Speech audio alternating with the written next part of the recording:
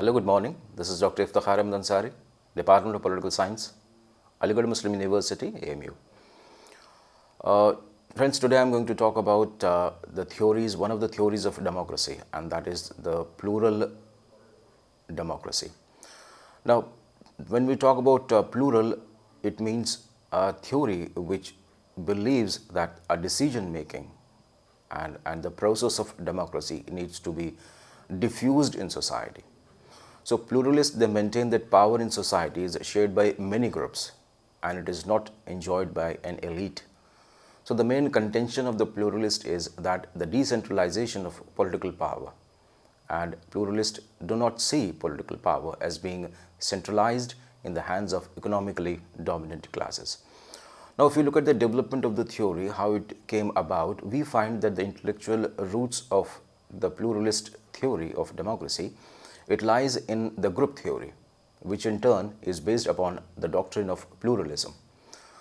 The concrete statement of group theory can be found in the writings of Bentley. However, this theory was revived after the World War II in the writings of Latham and Truman.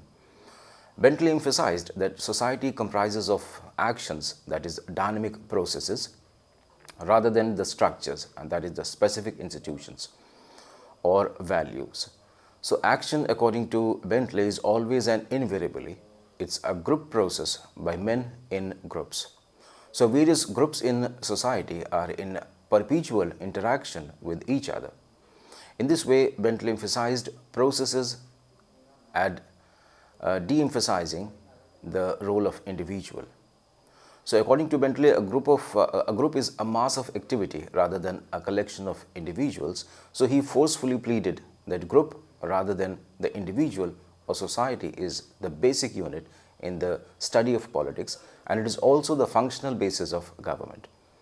Apart from the concept of group, Bentley introduced the concept of group interest, which leads to the organization of groups and directs the activities of groups.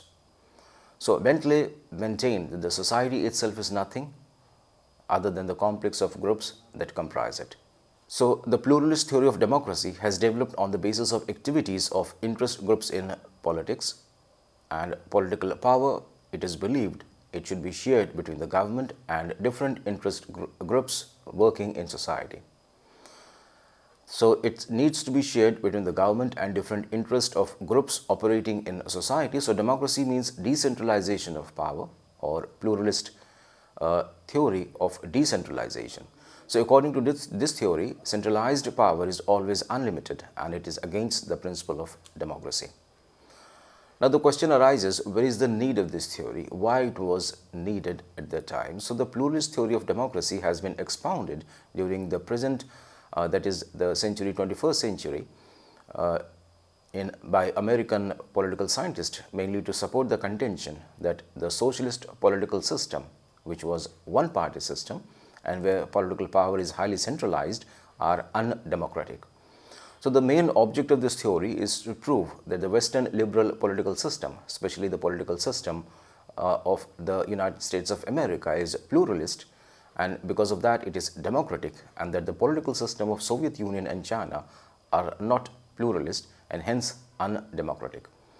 So, during the 19th century, United States political system was declared by Tocqueville to be pluralist, and he maintained that in industrial and bureaucratic societies, local government and participation of different associations in political power is essential for democracy. But the pluralist theory of democracy has emphasized the role of multi-party system and pressure groups in the political system. The main object of democracy is to maintain unity in diversity. Destruction of diversity for the sake of unity is undemocratic. So, the pluralists assert that the United States government is not a class dictatorship, but a democracy reflecting many different interest groups, that power is not held by one group, but plurally by many groups. So, this theory emerged in the heydays of the contest that was going on between the economic system of capitalist on the one side and the communist on the other side soon after the Second World War. So, that necessitated its formation and assertion that the capitalist system, because of it being plural, is one of the best. So explaining the theory itself, we find that the liberal socialists, they maintain that political power and leadership is vested in an elite or in competing elites, whereas the liberal political scientists, they maintain that political power is divided among various classes, groups, associations and organizations in the society. Now, Presthus, he writes saying that sociologists have usually found an elitist leadership structure. Political scientists have often found a pluralist system in which power is shared among several competing groups. So, pluralist democracy means a political system in which policies are made by mutual consultations and exchange of opinion between various groups. So, the main contention of pluralist democracy is that power should be shared by all the groups in the society, and that all organized groups must have a share in policy making. All important decisions on socio-economic and political matters should be taken after due consultations with the groups whose interests are going to be affected by such decisions. Now, important problems of the society should be faced by all the organizations. So, each social organization must have a partnership in decision-making process, thus making the power structure of the society highly decentralized. Now, defining pluralist democracy, Presthus further writes saying that it's a socio-political system in which the power of the state is shared with a large number of private groups, interest organizations and individual organizations by such organizations where pluralism is a system in which political power is fragmented among the branches of government. It is moreover shared between the state and a multitude of private groups and individuals. So, whenever the state makes a policy, the interest groups must be consulted. In this way, better policies can be framed and power can be decentralized. Any single political elite, even though it is elected by the people, must not enjoy all the political power. So, pluralism does not agree that citizens are incapable of rational behavior. Now, this is countering the elitist theory. Now, here it differs with the elitist theory of democracy. A belief of pluralism is that most citizens are wise enough to make judgments about public affairs and to help manage them. So, pluralism has meant more than the control of public affairs by organizational leaders. Now, if you look at the basis of the theory, we find the pluralist theory of democracy, it does not accept the view that modern industrial societies are mass societies, and it maintains that in every society, people from associations like-minded people have a common interest to pursue. So, every individual has a fundamental right to form an association and become a member of any association. For example, in college, there are associations of students, office workers and teachers. Thus, individuals combine to achieve their ends, and such combination of interlaced similar interest values and interest form the subsystem of power. The second basis of political democracy is its concept of the state's sovereignty. Now, according to this, there are many associations and communities in the society, and they have a real personality of their own. So, sovereignty does not belong to the state, rather than it must be divided among various associations. As state is only an association of society and for society, so the whole of sovereignty cannot be given to the state. It should be divided between the state and other social associations. It should be limited and it should be divisible. Now, if we look at the third basis of pluralist democracy, we find that it pleads for limitations on the authority of the state and maintains that the powers of the state should be organized in such a way that one organ of the government may be able to control other organs. On this basis, division of power between the central and state governments, that is federalism, and separation of power between the executive, the legislature and the judiciary is recommended. Now, the fourth basis of this theory is that it tries to give a rational participation to the people through their organizations and associations. Now, this theory thus gives importance to organized groups in the present age of organization. Subsequently, the fifth basis of this theory is that in order to ensure loyalty and obedience of the people and the organization towards the laws of the state, people's organizations should be consulted beforehand if various organizations which are going to be affected by the laws and policies are given due regard while framing the laws and policies. The credibility of these laws and policies as well increases. The sixth base of this theory is that the gap between the political system and the people can be reduced by various organized groups and associations. Through their leader, such groups mediate between individuals and all organized forms of power. In this way, government is kept close to the people and decisions benefit from the skill and interest which such groups provide. Thus, various social groups help to maintain coordination between the state and the people. Now, if we look at the requirement of the pluralist democracy, we find that it is a vague concept. Different writers have supported this theory with different objectives. With regard to meaning and requirement of this theory, there is no consensus. However, some important requirements of this theory can be elaborated and enumerated. And the first is, in a political community, we find there are a number of different centers of power and influences and competition among those groups which are operating. So it is contended that competing centers and bases of power and influence existing within a political community, a viable competition among many elites possessing different bases of power is a critical factor which should be promoted in a pluralist equation. Secondly, we find that all organized associations and interests, they must have a share in lawmaking and policy making process of the political system. The political system must be an open one. Individuals do not and cannot participate in the decision making process on their own. They can and should participate through their association, which provides them the expertise and the meaningful participation it made possible. There should be different kinds of political and non-political organizations in the society so that the people can express their opinion through these associations, and this theory recognizes the logic of mass organization. Further, it believes that elections are not meant merely for electing a ruling elite. They are the simplest way to know the public mind on an important political issue. Prestes further states that elections are a viable instrument of mass participation in political decisions, including those on specific issues. So the theory of pluralist democracy also supports referendum on important political issues. Now, it is also considered that if it is necessary for pluralist democracy that a consensus exists in what may be called a democratic creed, all the associations and groups must have faith in democratic methods and values.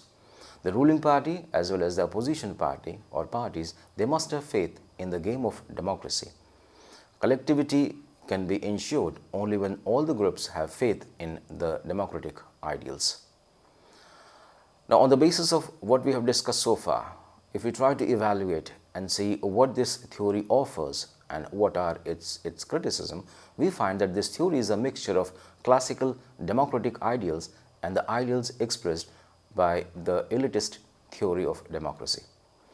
It does not agree that through a proper popular participation, people can develop their personality, but it emphasizes that the need for people's participation through their organization only for better policies and democratic loyalties and obedience.